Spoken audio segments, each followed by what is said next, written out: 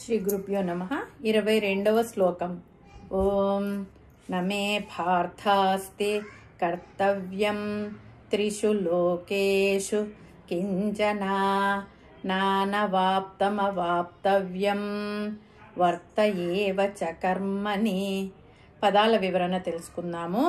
నమే నాకు లేదు, పార్థ అర్జున, అస్తి ఉన్నది, కర్తవ్యం చేయవలసిన కర్తవ్యం, త్రిషు లోకేషు మూడు లోకాలలో, కించన ఏదైనా, న అనవాప్తం పొందనిది, అవాప్తవ్యం పొందవలసినది, వర్త నేను కొనసాగుతున్నాను, ఏవచ అయినప్పటికీ, కర్మని కర్మలలో తాత్పర్యం